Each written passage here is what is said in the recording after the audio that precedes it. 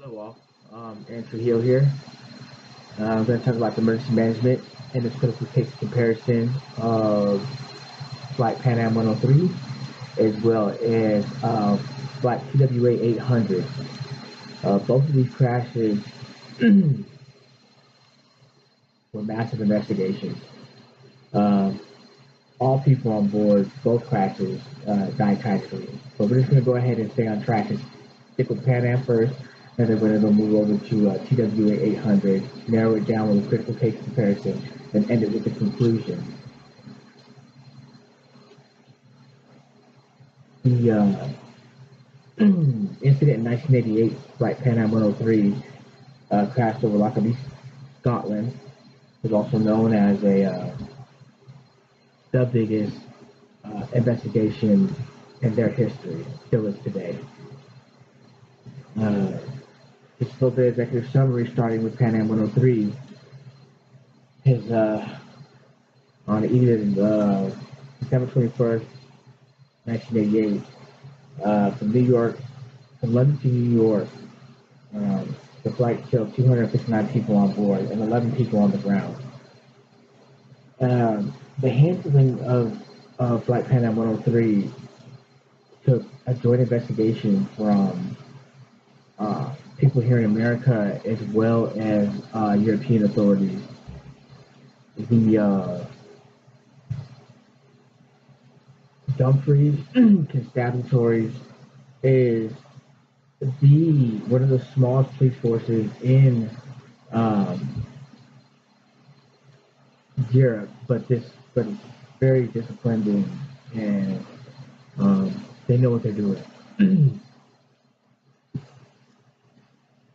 During this time in America around 1988, there was a lot of tensions going on. There's conspiracy theories saying that the airplane was blown out of the sky for retaliation, because during that time, military personnel shot an Iran airplane out of the sky and killed 290 people. It was deemed an accident. But we're not going to get too much into conspiracy theories, even though there's still a lot today. One thing for sure, though, we know that Flight Pan Am 103 was indeed an IED embedded in the suitcase that blew up in the front cargo,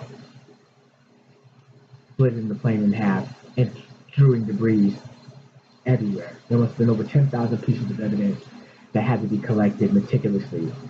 Some of the people that were in charge of the investigation on the American side was the FBI, and the main person in charge of that was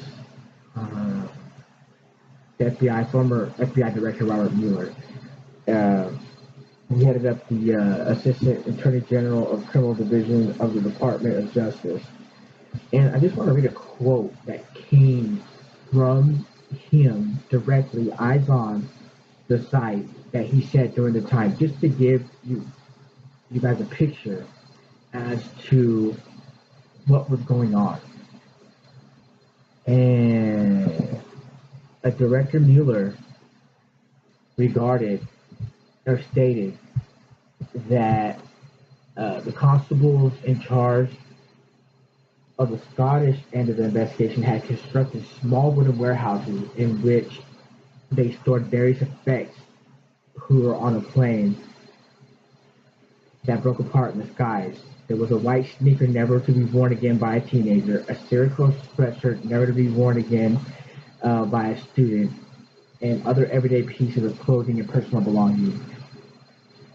These ordinary items brought home to me and came to symbolize for me the pain and loss felt by those whose family, friends, or colleagues died that evening. Whenever there is personal effects involved, property, that all has to be collected and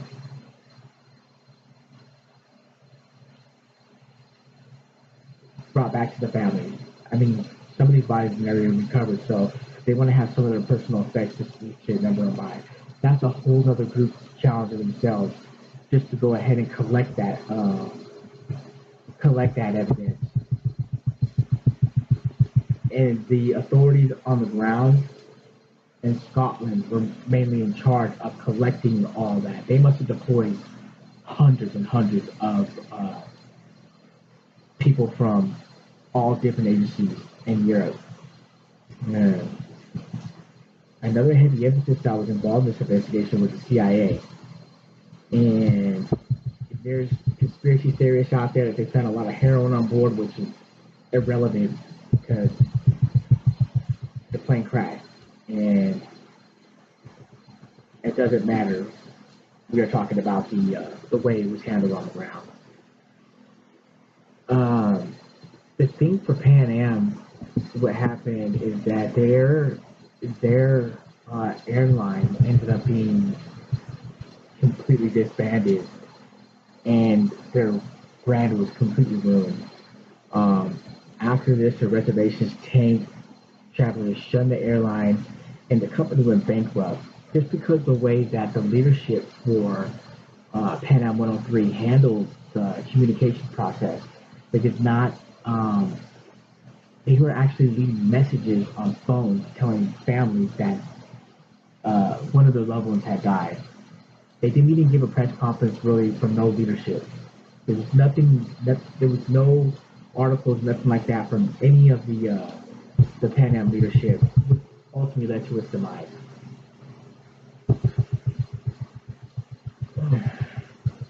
It's also one quick thing is that like Pan Am 103, they ended up being sued and they had to pay reparations to all the families. And what's in conclusion, what happened with Flight Pan Am 103 is that Libya took responsibility for the bombing. There was two Libyan suspects who took down the plane, and only up until 2002, these families finally got money. So you're thinking this is years. This is 15 years, which is it's inadequate. It's just not. It's just hard to fathom. All right, we're gonna go ahead and jump over to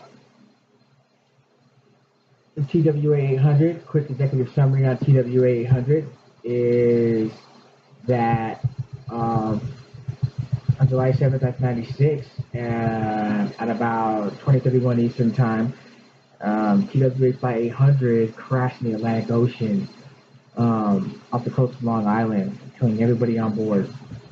This um, this investigation was extremely pricey, and it was hard to get people to pay for it. One thing I forgot to mention about Pan Am 103 is that the people in Scotland didn't want to pay for the investigation, so they had to get funds from all sources to get these men on the ground to collect this evidence. And same pretty much happened with TW Flight 800. The flight was leaving New York and just crashed 10 minutes after takeoff. The thing about Flight TWA 800 is there is more conspiracy theorists with this this crashing. People thought it was a missile because it crashed during a crash by a military site, and that technically was the case. Was actually a fuselage leak that would determine the cause. It's interesting because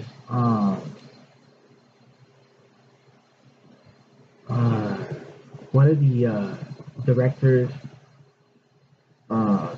still says that the investigation is open for Flight TWA 800, so there's technically not really closure, even though it was determined that there was it was a mechanical problem that down the aircraft. Mayor Rudolph Giuliani at the time highly criticized TWA and it said it left the officials in the dark for too long. Kind of like Pan Am 103, they did not really hold press conference, or they chose to do it themselves instead of handle an external help that was specialized in addressing families. The kind of what happened with TW 800 is that 30% of their employees were killed on board. So they were kind of grieving as well. So they kind of didn't really want to give one, but they still needed to address the public. They needed to communicate, and that didn't go too well. And eventually Pan Am turned into a different airline, and it was, excuse me, TWA turned into a different airline, or just is no longer in service. Just a quick comparative analysis. The leadership in these events had similar approaches that were considered negative and positive. Of course, budget is always going to be a concern, like I noted. These are both history-shifting events, and they both led to changes in legislation as far as security, which is good, but it's unfortunate that things like this had to happen. Security is way better now in Air Force. Uh, as a security officer with TSA, I mean, it's pretty hard to try to get something on board a plane. It's I can go on with the list and list and list. So the security is has stepped up substantially in airports.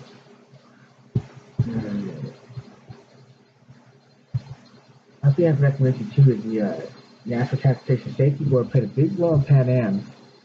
Uh, did not play a role in Pan Am, mainly because it was on foreign land. But they did, however, play a big role in TWA 800. And they deployed comprehensive teams to analyze and learn from the event. So that kind of helped spur legislation. Some areas in the investigation is inconsistencies were riddled through both events. The strategy collecting evidence on land and water very substantially. Of course, if you have a water crash, that's going to be way hard to collect evidence. I mean, you got to get divers. This thing is pretty smart that they ended up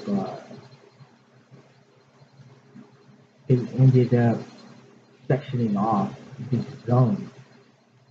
Some of the naval investigation teams and blocked it off and sectionalized it and categorized it. That was a real plus. I mean, especially for it being in water, especially the bottom of the ocean was rocky and mountainous. So that had to be a very expensive and very difficult situation. Okay, back to the comparison. The thing with TWA is no one really still knows what happened. The plane just suddenly crashed and killed everybody. In Pan Am, there was good communicating team that aced interagency cooperation. I mean, there were people that worked together synonymously that made this investigation go way, way better, even though it took almost 3 years to determine what happened. Passenger screens have improved, like I said, in all airports. Like I said, it's very hard to get something on board.